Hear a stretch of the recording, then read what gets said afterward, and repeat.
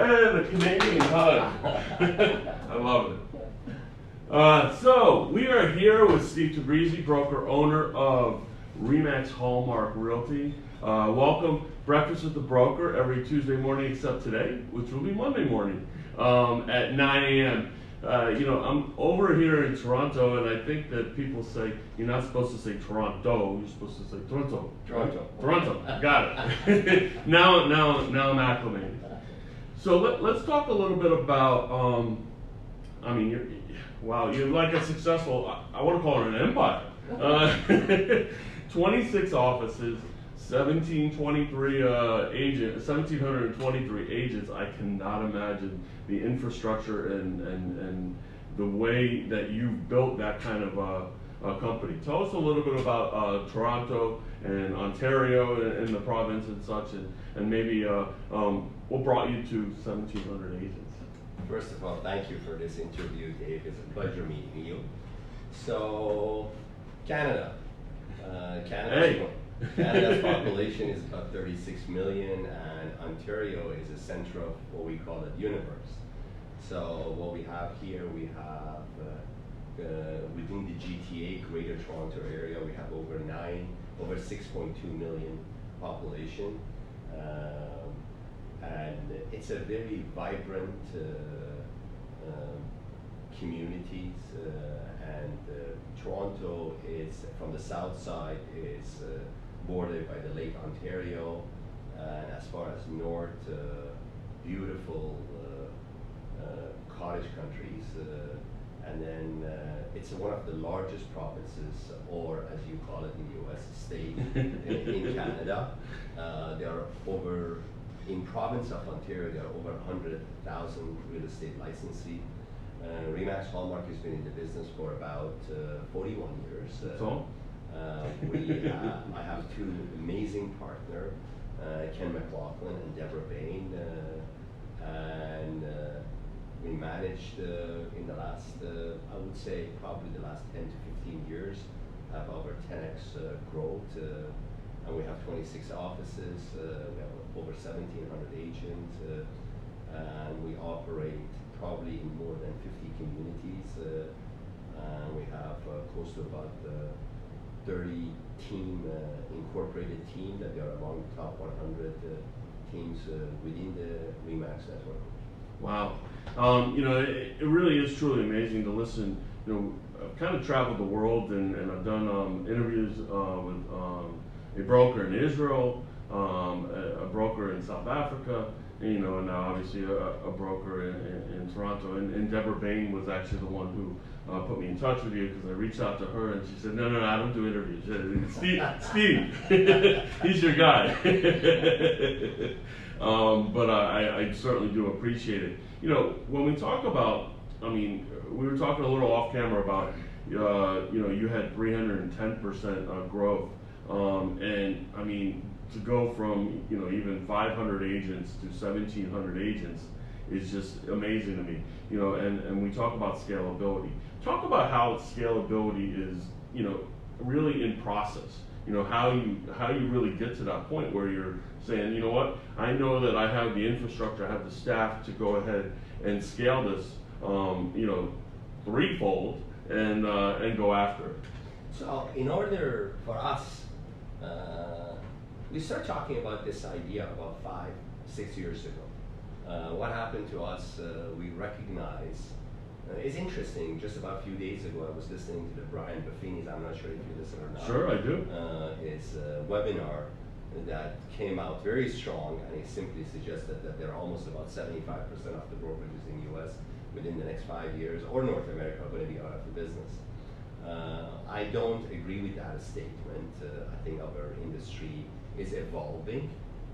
We are not going to be obsolete. We will be around for probably another few hundred years because we are in the people business.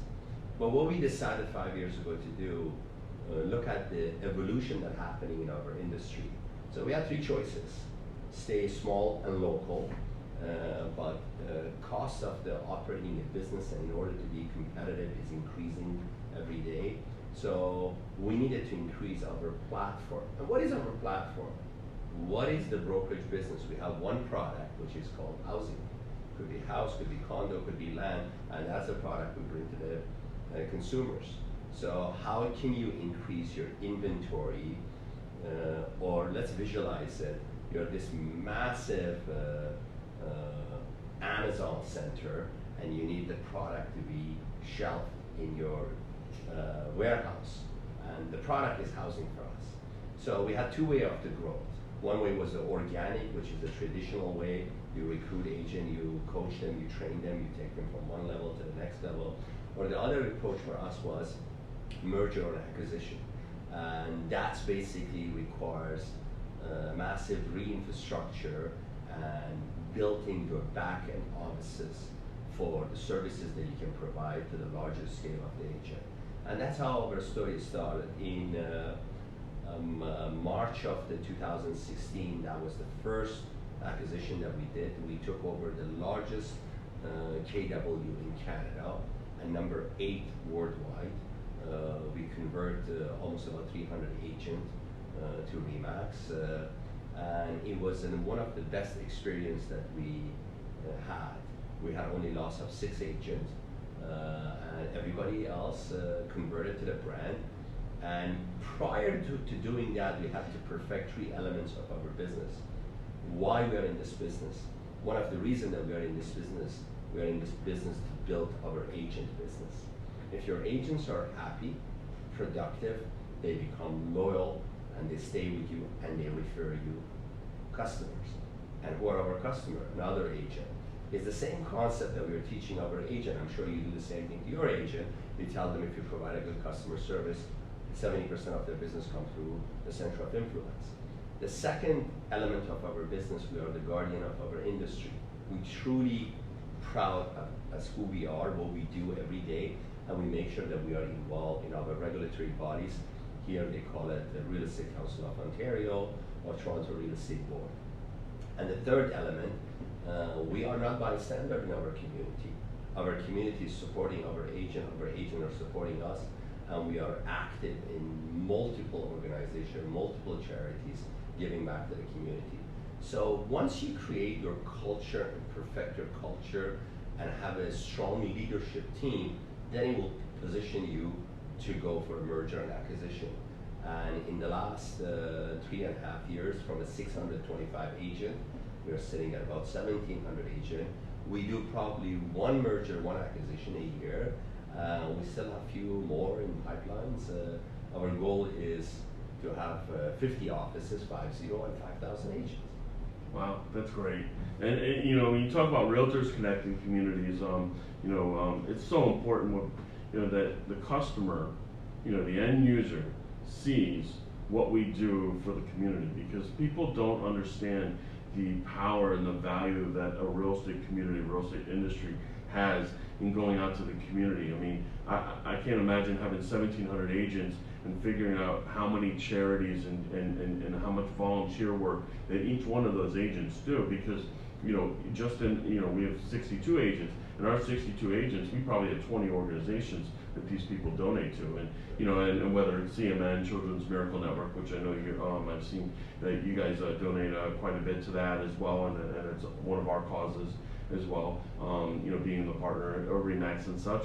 To me, that's what we need to get out there, is that there are so many things that, people want to beat us down over because someone, some small portion of that real estate industry did someone wrong, when there's 100,000 things that we do right on a daily basis.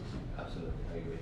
So going back to Buffini, I want to talk about, because actually my dad, Stephen Searle, and I were talking about this, and he had an interesting comment that made me think a little bit differently. So Brian Buffini said in 3 to 5 years that 75% of the brokerages would basically be gone.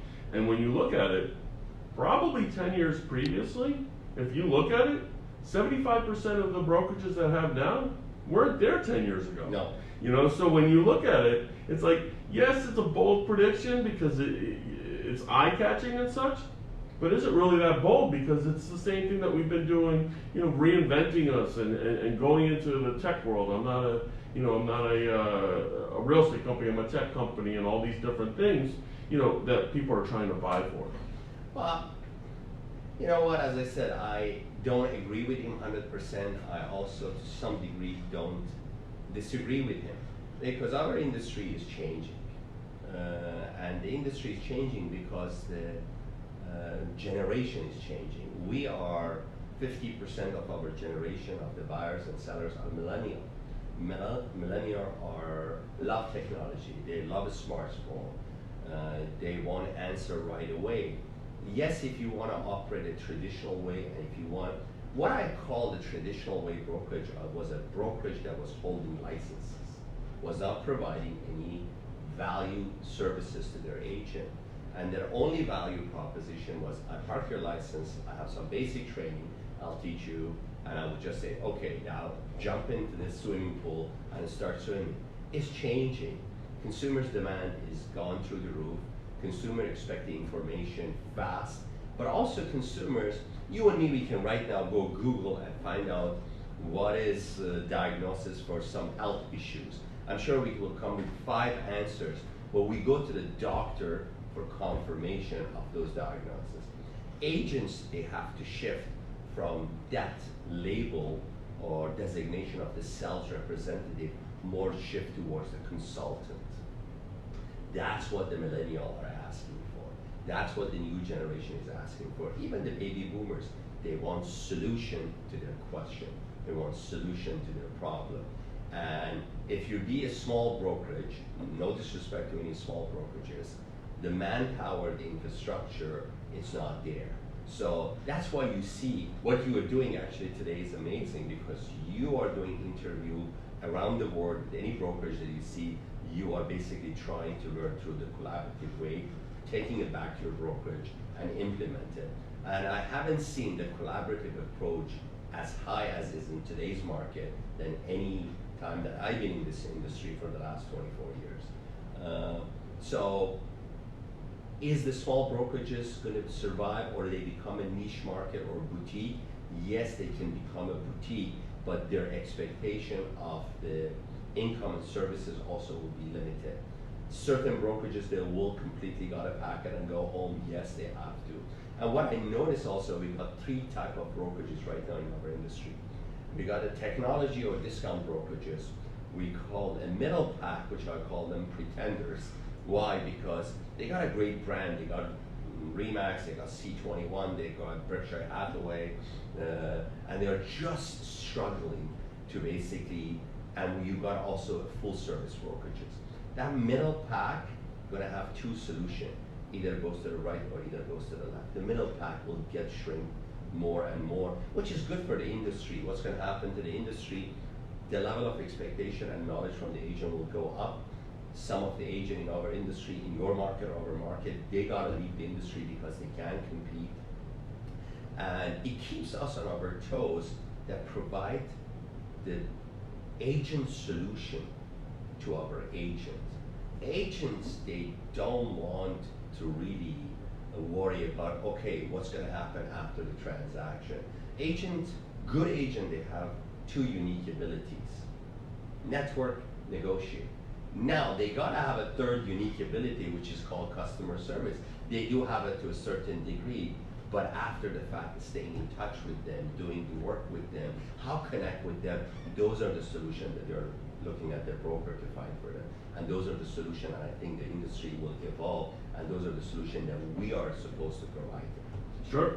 And you know, I mean, to get back to our original first thing as our introduction, everyone needs a Canadian hug, right? so it's like a collaboration, like we're all hugging each other. We love it. You know, when you're looking at innovation and and a lot of things, and I want to just get back to one thing that you said. When you're going into that merger in 2016 and you're walking into a KW office, which in 2016 probably was at the height of KW versus Remax, which certainly is not the case anymore. We're a lot more collaborative and work together. But we had Gary Keller and Dave Liniger yelling at each other essentially in 2016 and telling them how bad each one were. And we've evolved obviously from that. But what was it like when you walked in there and said, listen, you're not Remax. Welcome aboard! So yeah, we do quite a, before any merger and acquisition, we do almost probably about 6 months of the research. We research the market, we research the demographic, we research the growth of the market that we are entering. And to be honest with you, we were ready for a 30% drop. But it's interesting, when you go interview the agent and talk to them and we ask them the question, what do you need? The number one concerns, the KW agent, don't get me wrong, I'm sure they're a great brand, but the number one concern was for the fees that I'm paying towards the brand, which we all call a franchise fee or royalty fees or ad fund, what do I get? KW, to my opinion, has shifted to be a training company. Now it's becoming a technology company. KW never was a brand building realtor as an entrepreneur. So it's like if somebody says, you and me, we can fix a car, a mechanic, let's open up this transmission and putting it back together. Yes, we probably can open it up, but we can't put it back together. Real estate industry, being a professional realtor is a specialty. And those agents in Ottawa, where we took the KW, is a beautiful Canadian capital city of Ottawa. It's about 1 million people. They just wanted recognition. And what Remax, to my opinion, better than any other brand they have done, the ad fund that every agent is contributing right now. In our region, it's called Integra. We have close to about 11,000 Remax agents in Eastern Ontario and Atlantic provinces. Those ad funds are spent wisely, and consumers are recognizing the balloon everywhere. One of my arguments with many agents, I'm sure you have this argument with the agent, is about their marketing campaign and ad campaign. So I love it. So, you know, agent, they come with a different color, different flavors, because it's my brand.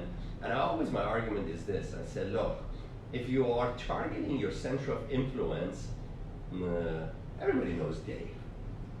He doesn't need to target his center of influence, or Steve. But who we are targeting in marketing and advertising outside of our center of influence, new clientele. So on the new clientele, how they recognize us by that simple balloon. And that simple balloon has been so powerful that basically that's what we need to focus more and more.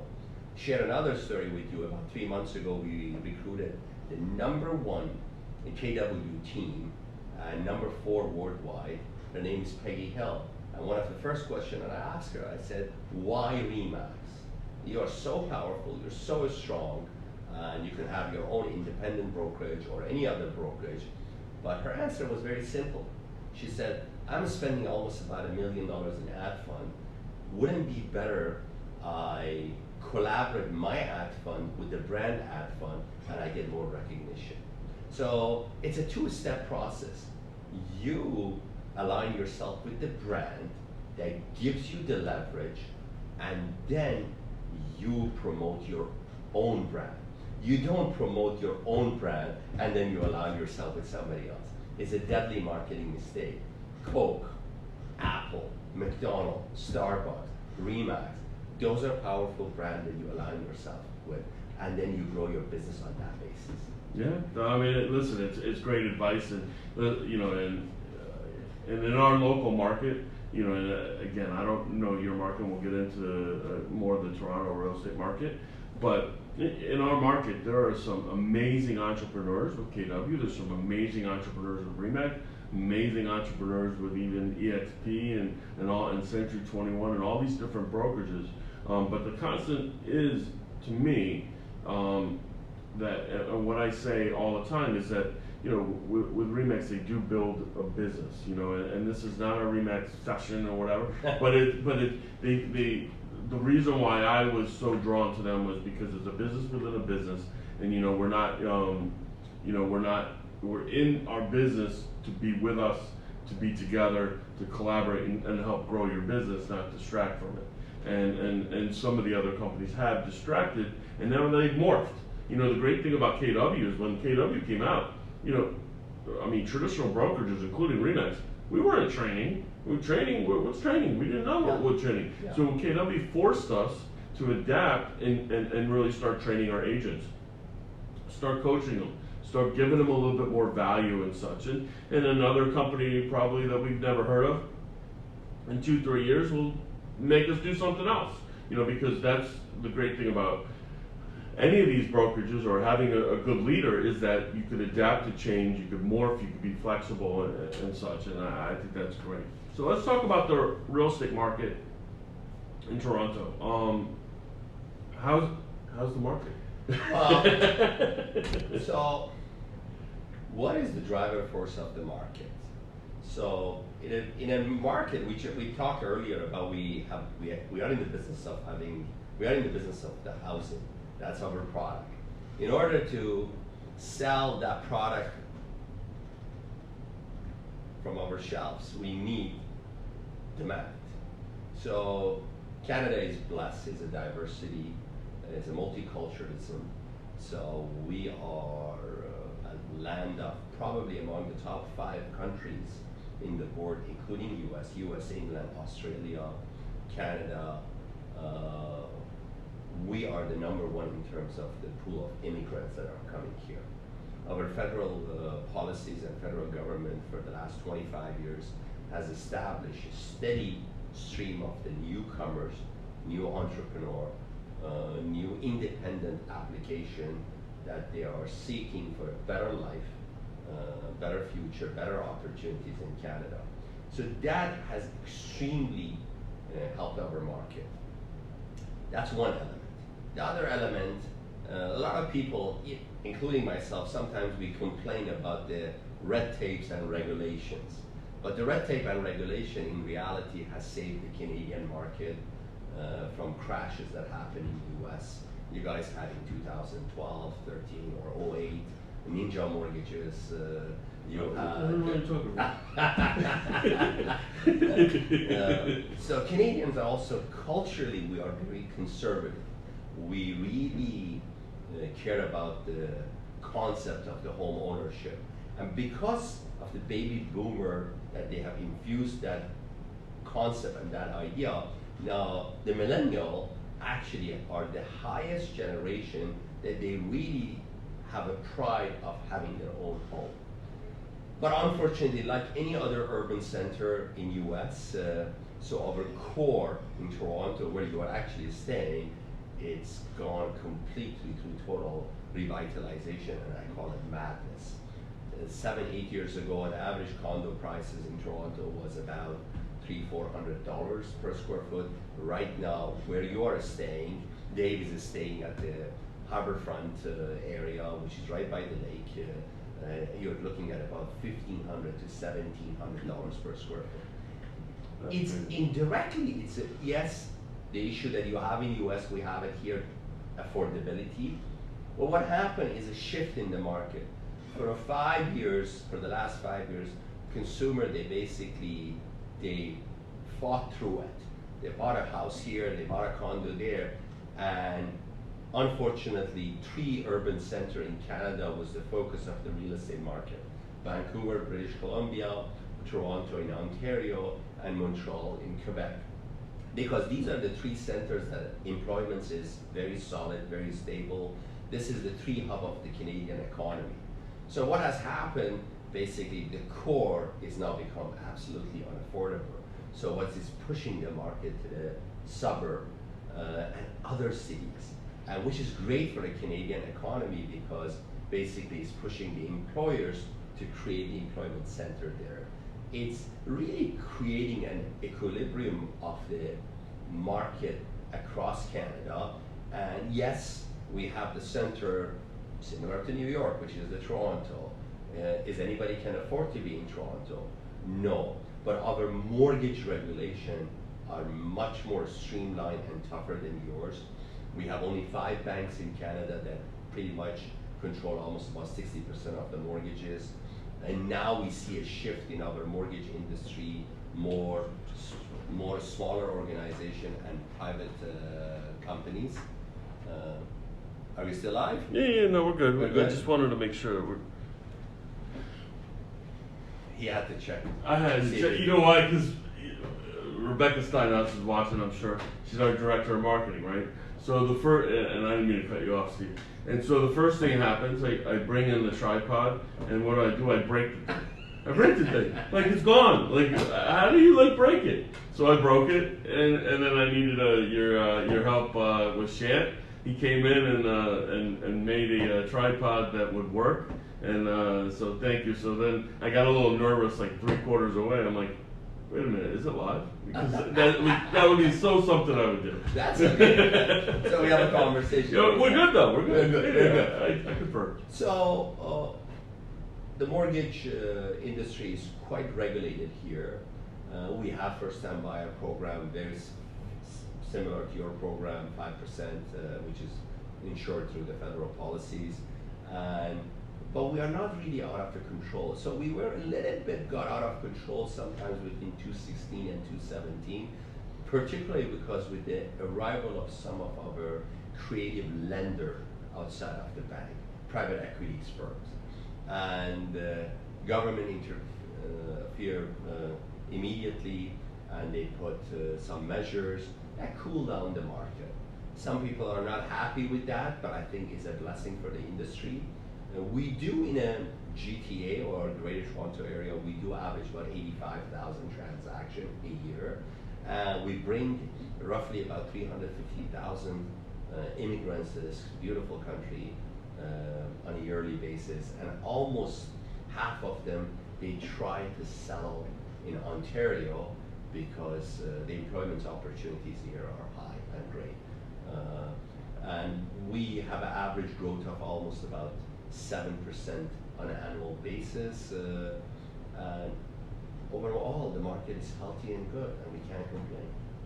So 300, you said 350,000 immigrants a year into the Toronto, like the Ontario area? In Canada, but or about in half total of, Canada. yeah, half of them settle in Ontario. So when you look at it, and not to get political, please, this is not a political show, but as crazy as it sounds, right? So 350,000 immigrants come into in Canada. So I read a stat the other day that it was 144,000 immigrants that came in through the border, where the contention is or whatever, in May.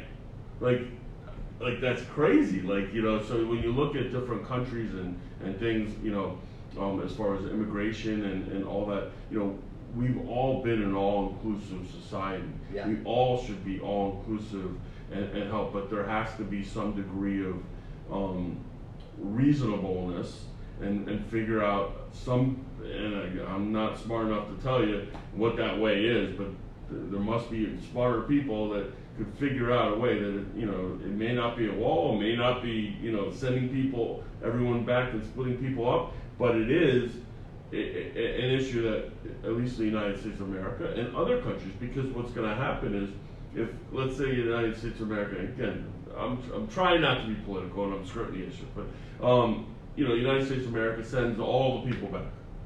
Where are they going to go? They're going to go to Canada. They're going to go to other places that they're going to try. And you even said, a lot of opportunity arises in Canada, and quite honestly, it might even be a better destination to be employable in Canada. So, you see, the word is similar to our industry.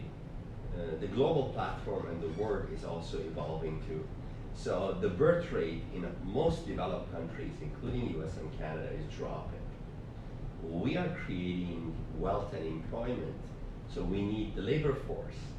One thing is always the game, not getting political, I agree with Dave. We can talk about the politics for hours. Yeah. It's always puzzled me in US, you have a massive sector of the immigrants that are helping your labor force. Instead of systematizing and creating a system that people can apply legally and immigrate to US, this anti-immigrant policies is actually firing back. What happened in Canada, which is in around probably 1976, 78, our liberal government the father of the current Prime Minister, Trudeau, he completely revamped the immigration policies. Yes, we need the workers. You got to think about this. We have this system in Canada called independent category immigrants come here. There's a certain requirement, certain amount of the asset that you have to bring with you when you arrive in Canada. They got another category called entrepreneur. So they want to come faster, they want to come easier, they got to bring huge amount of wealth to Canada. What happened to those wealth when you bring it to Canada? From independent category, which is the lowest amount, to entrepreneur category, which is the highest amount, they're going to bring it and inject it in the Canadian economy. They buy a car, they buy a home, they rent a home. Whatever they do, it helps. Even if they rent a home. So when you rent a home or you rent a condo, that means you help the housing industry.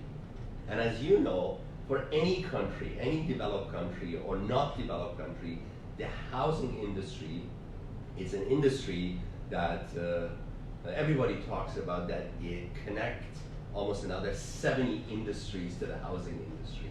So US has tremendous opportunity to revitalize the immigration policies, and it will indirectly help how much your industry, and it does, because we do a lot of talks similar to the broker like you in US, and we talk with multiple different states, and we ask them, what's the number one pool of the investor group right now in your state? And it's interesting. Yeah, everybody talks about the Chinese, everybody talks about the Oriental money, everybody talks about the Middle East, everybody talks about the Russia, because those countries, they have developed in the last 10 years. When you a country in 10 years become really fully developed, it creates millionaires. And the millionaires, they said, okay, where would I like to invest? US, Canada, UK, Australia, all the countries that is a dreamland for everybody. Sure. And you know, when you look at it, you know, I mean, listen, the wealthiest people could basically, you know, they don't have a fast track to, you know, being legal immigrants or whatever, but they have a pretty fast track, because you can go EB-5 and put tons of money into the economy and start you know, a company in the United States, and it's easier. I think it's, you know, the biggest problem is, you know, how do you figure out, you have people coming from a third world country that needs to be taken care of, and you know, afforded opportunities, and how do you can't take all, how do you choose which one? It's a crazy thing, and probably not for not an issue or a subject matter for Breakfast with the Broker. But you know, it's just amazing to me when you said that number, and I just thought, you know, like, to kind of put it in the same perspective. You know, I mean, obviously Canada has less population, significantly less population than the United States of America. But when you put it in perspective, you know, it's, you know, not illegal, immigration is, that's what we were built on. You know, so we have to figure out something. A system, whatever that system is. Yeah. You know, whatever that system is into it. So we totally divulged from diverted from topic, but so what's the average sale price in let's say Toronto? So in Toronto, average sale price for a freehold, which we call it housing or houses semi-detached, right now in the Toronto central core market, it's about $800,000. As you go to the suburb, north of Toronto is about $500,000. East of the Toronto is about $650,000. West of the Toronto is anywhere from about $6 to $8. And then I heard that you are going to Niagara Falls area, Mm-hmm. beautiful neighbor area. Niagara Falls is about $400,000. Ottawa, average sales is about $500,000, $600,000. In most area within our province, we don't have the issue of the affordability, with the exception of the basically Toronto and Toronto Central. We do have the problem of the affordability. The average family income versus the minimum qualification for the average price of the mortgage, there is a shortfall of roughly about $30,000 to $40,000 annual income. And when you're talking about mortgage, I know you talked about first-time home buyers and stuff. They do have some kind of 95% loan to Yes. values and such. Is that only for first-time home buyers? It's only for first-time home buyers, but In that program, if this is your first time home buyer, so you put 5%, another 95% will be insured by a program called CMHC, Canada Mortgage Housing Corporation, which is a federal entity. If you sell that home, let's say this year, within the next 4 years, you still don't own any other property, you again can re-qualify to be a first-time home buyer.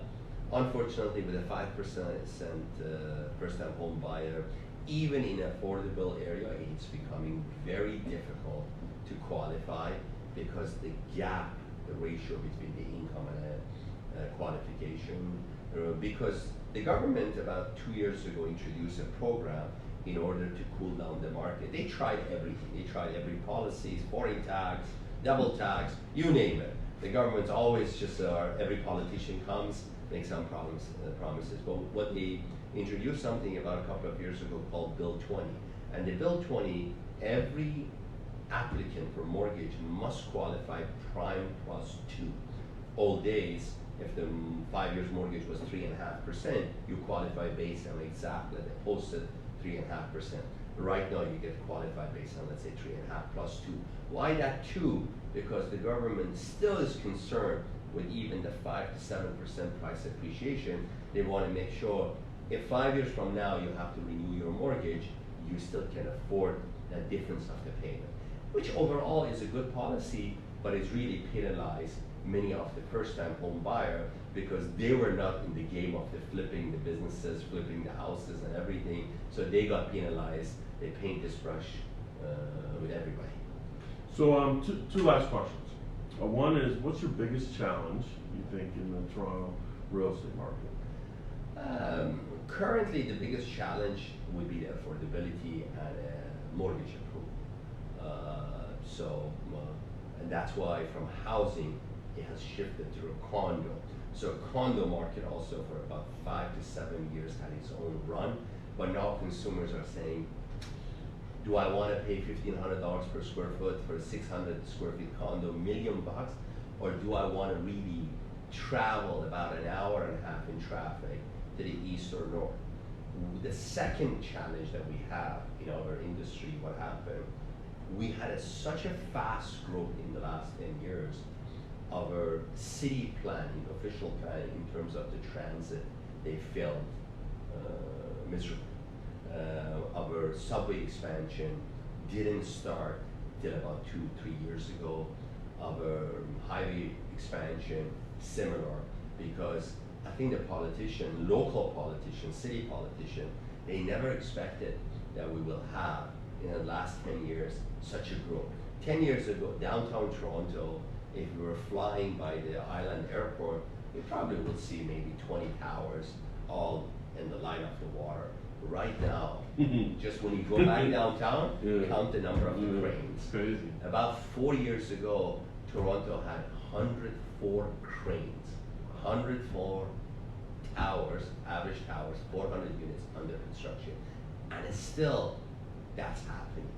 We are really gone crazy with the condominium market, but now the price point of the condo versus the housing in suburb is basically convincing the first-time buyer, millennial, or even baby boomer cashing out from their valuable properties in the core and just saying, you know what, I'll go to a smaller town. And the smaller town economy and real estate is booming amazing. That's great. And I heard also that they were doing, it was Elon Musk doing the Hyperloop. Is that correct? From Montreal to Toronto or something in like 27 minutes or something? Crazy? There are so many discussions. Again, remember we talk about red tape and regulation is good. Some of the regulation right now here in the transportation really is holding us back. City politician and budget and policies, it's very simple. The city's budget usually come from the property taxes and the taxes, service taxes that impose on businesses. So you can't suddenly increase the property taxes by 20-30%. So my personal opinion for going to the future and making sure that we have a proper infrastructure of the connecting these suburbs with the cities and back and forth, and also the hub of the employments are the ideas that Elon Musk is talking. Fast train, privatization probably has to come into the game, and in privatization, maybe at the beginning there will be a burden on a consumer because there will be a service fee for a toll highway or using these services, but in the long run, I think would help the city tremendously. Yeah, I agree. All right, last question. I'll put you right on the spot. What do we not know about Steve Tabrizi? What is something that maybe you haven't discussed and you just, you know, were you at R4? Yes, I was at R4. You remember when, what was the gentleman's name? God, I forget his name. Shoot. Yeah, you got it. When he put everyone on the spot and it got a little weird, I guess, is a lack of a better term when he's going through the crowd. And when I was interviewing Adam Contos, Adam put on introduced Damon John, and then he came back and he did my interview with Breakfast with Broker, and I asked the same question because you know he just did that, and I thought it was a great thing. So what do we not know about Steve Tabrizi? You know what? I came to Canada about 31 years ago. I love this country, a country that gave me the opportunity, and I think. Where are you from? I'm originally, I was born in Iran. I'm Persian. As I said, I immigrated here about 31 years ago. I'm in the real estate business for the last 24 years. I'm married, have a beautiful family, 2 amazing children, 1 girl, 1 boy. 2 amazing partners, Ken and Deborah, and couldn't ask for anything better. We really work well together. And one thing that probably my agent, they know about me, and maybe you want to know now about it. You know what? I'm a straight shooter. I have no filter. I tell you the way it is. And if you don't like it, okay, so you don't like it. But I think I'm compelled to tell you the truth, and I love what I do. And I think if you get to any business, doesn't matter. You are working at a restaurant, you're an Uber driver, you are a doctor or anything. You gotta really wake up every morning and you love what you do. I'm here, I'm up, you said one thing about Steve Tabrizi, you should know. I'm up 5:30 in the morning, and I'm usually at the office, which we don't have office, by the way, Ken, Deborah, and me, we don't have no private offices. We sit at different other offices at the boardroom, that's our private office, and our laptop is the our executive assistant. And we just basically communicate, we love what we do, and we just do it. And that's been the secret to our growth and our success. Your passion is the secret to your success in any business. Agreed. Steve, I can't thank you enough. This has been really a great conversation, and I've learned a lot, and you know, and just hopefully our viewers as well. You know, in scalability, in you know, loving what you do, and really going after it through potentially, if you own a brokerage, potentially looking at mergers and acquisitions as you maybe your next step and such. So we certainly appreciate it, and I think I need another Canadian hug. Thank you. Thanks so much. Thank you very much, Dave. I really appreciate it for the interview, and any of the audience, if you guys want to call us, and if you need any help in terms of how to grow and 10x your business, you can find me on social media, Instagram, Facebook, and same way that Dave got hold of me. It's very easy. It's awesome. And so next week, next Tuesday at 9 a.m., we are going to be with Kendall Bonner, RE/MAX broker in Tampa. The reason why I've chosen broker owners of the RE/MAX network, obviously I have a commonality with them, but only when I'm on the road, I want to see how their RE/MAXs are doing and such like that. So you have done it. This is an amazing initiative that you're doing. Thank you very much. Thanks so much. Appreciate it. Thanks, guys. Take care. Bye.